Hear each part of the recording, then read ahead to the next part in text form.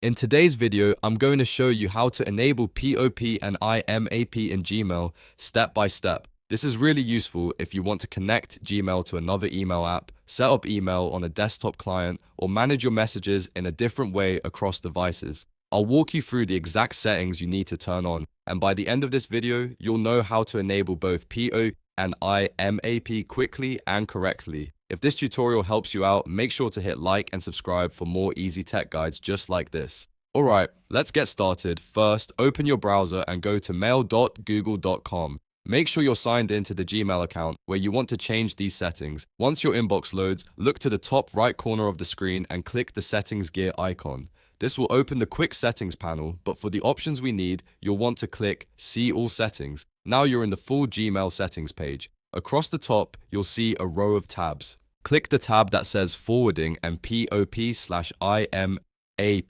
This is the section where Gmail lets you control whether other apps can access your email through POP or IMAP. Let's start with POP. Scroll down until you find the POP download section. Here, you'll see an option that says Enable POP for all mail. Select that option if you want Gmail to allow POP access for your entire mailbox.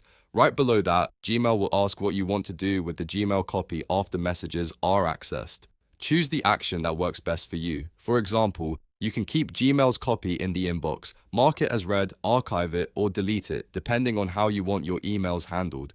After selecting your POP settings, scroll down and click Save Changes. This is important because your new POP settings won't take effect until you save them. Once that's done, POP is enabled for your Gmail account. Next, if you also want to enable IMAP, stay on the same Forwarding and POP/IMAP tab and look for the IMAP access section. Here, select Enable IMAP. IMAP is usually the better option if you want your emails to stay synced across multiple devices because actions like reading, deleting, or moving messages update everywhere. After turning on IMAP, click Save Changes again to confirm your settings. That's it.